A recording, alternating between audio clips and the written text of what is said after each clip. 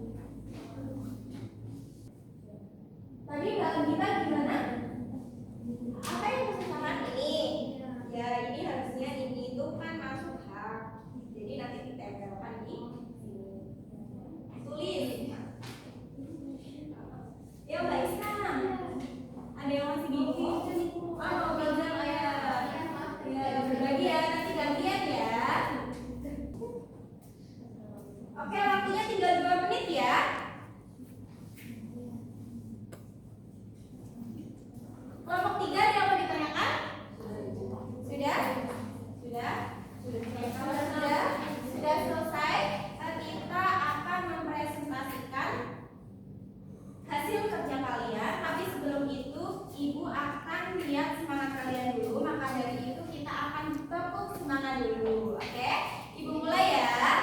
Tepuk semangat.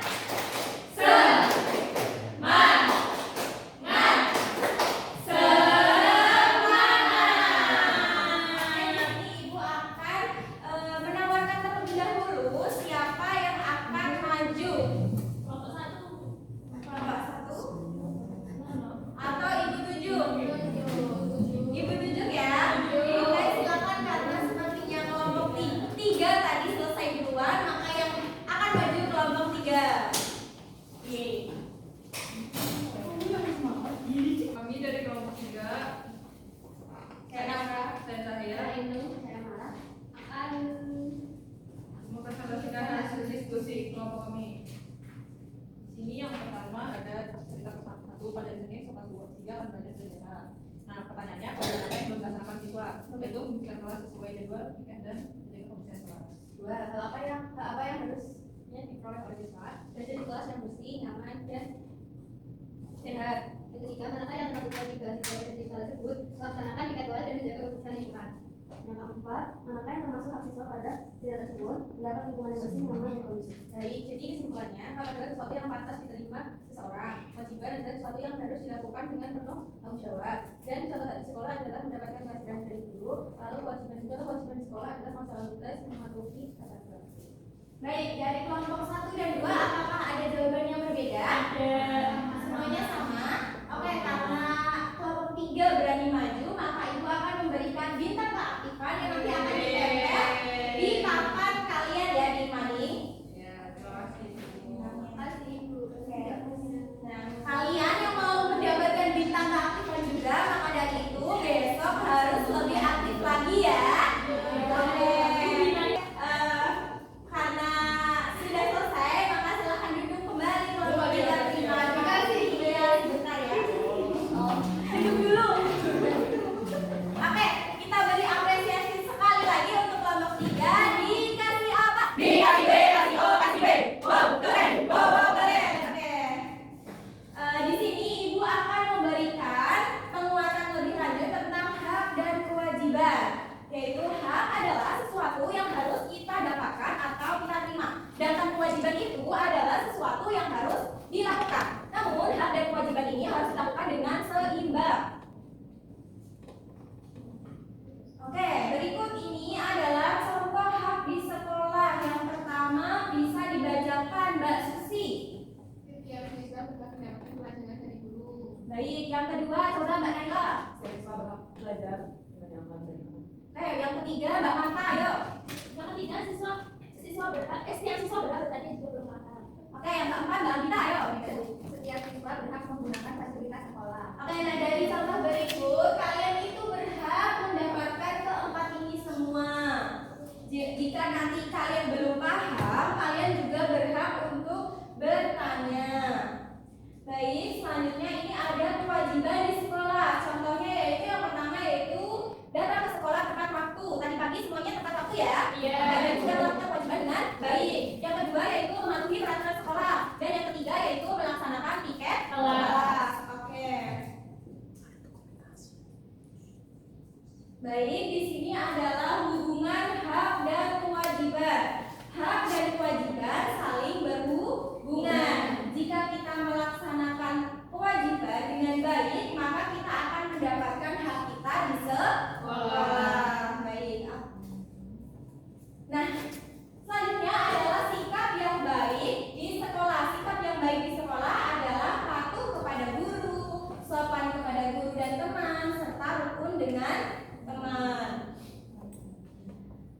Adapun manfaat hak dan kewajiban di sekolah yaitu dengan melaksanakan hak dan kewajiban, kegiatan belajar menjadi nyaman, kelas menjadi tertib, dan semua siswa merasa senang serta aman. Baik, dari pembelajaran tadi, apakah ada yang mau ditanyakan?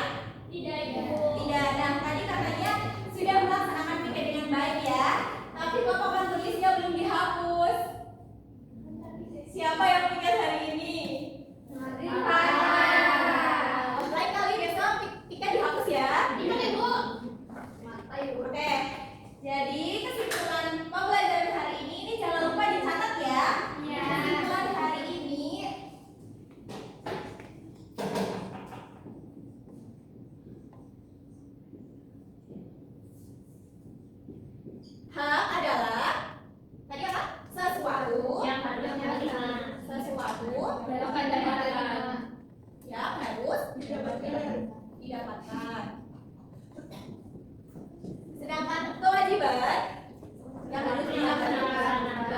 sesuatu yang harus dilaksanakan. yang harus dilaksanakan.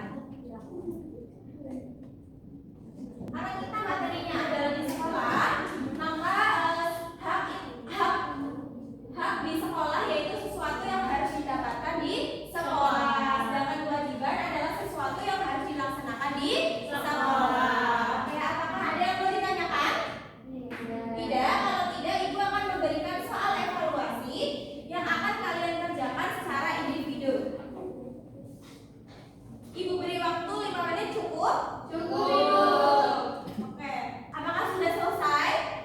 Sudah. Oke, kita koreksi bersama-sama ya. Nomor 1 bisa dibacakan Mbak Arifana.